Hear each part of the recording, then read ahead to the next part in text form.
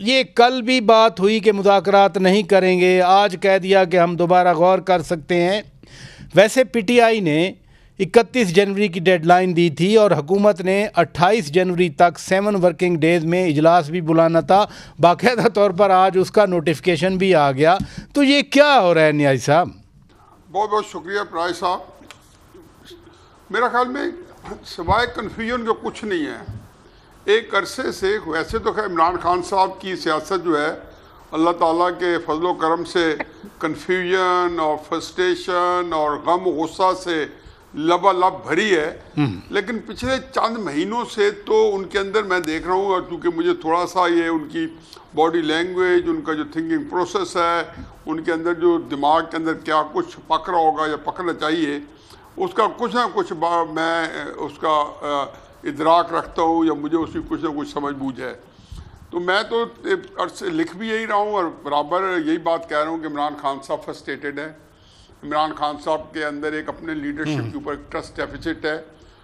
بنیادی طور پہ پچھلے دو دفعہ ڈی چوک آنا، دو دفعہ کی میں بات کر رہا ہوں، جس میں ایک دفعہ علی امین گنڈرپور صاحب جو ہے 10-12 ضلع پھلانگ کے پشاور پہنچ گئے تھے ڈی چوک سے، اور ایک دفعہ جب بشا بی بی جو ہے وہ لیڈ کرتے ہوئے آئی تھی۔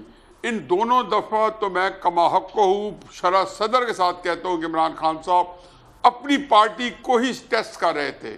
اب یہ عجیب بات ہوتی ہے کہ لیڈر جو ہے اپنی پارٹی کو ایسے ٹیسٹ کرے، اس طریقے سے ٹیسٹ کرے جو آزمودہ ناکام فارمولے تھے، اور جو آج تک عمران خان صاحب کے پاس جو سہولت ناکام احتجاجوں کی ہے، میرا نہیں خیال کہ پاکستان کے اندر کسی اور سیاستدان کو اتنے ناکام ریلیاں، احتجاج اور ناکام جو ہے سیاسی حکمت عملی کسی اور کے حصے میں آتی ہے۔ اب یہ جو ہے انہوں نے کیا ہے تو کون سا نئی بات ہے؟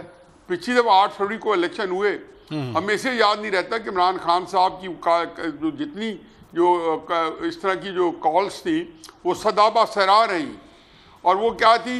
انہوں نے 3 دفعہ لاک ڈاؤن مکمل پورے ملک میں کیا تھا 8 فروری کے الیکشن کے، کہ وہ نل انوائٹ کرنے یا اس کی جو اس کے اندر جو کمی پیشی تھی، یا جو وہ اس کو جس طریقے سے فارم 47 کہتے ہیں، اور اس میں ان کو کچھ بھی نہیں حاصل ہوا۔ کسی کو یاد ہی نہیں ہے کہ عمران خان صاحب 5 دفعہ باقاعدہ 8 فروری 2024 کے بعد اسی طرح کی لاک ڈاؤن شٹ ڈاؤن کال کر چکے ہیں۔ ابھی بیٹھے آپ کے ساتھ بڑے نابغہ روزگار منی فاروق صاحب بیٹھے ہیں، فریہ بیٹھی ہیں، آپ خود ماشاءاللہ بڑی جادید ہیں۔ مجھے بتائیں کہ ان کی جو کال ہے ترسیلات زر والی، وہ انہوں نے سسپینڈ کی ہوئی ہے یا انٹیکٹ ہے؟ اگر انٹیکٹ ہے تو کیا اثر پڑا ہے؟ تو قصہ مختصر میں اس کو 2 فکر وائنڈ اپ کر دوں۔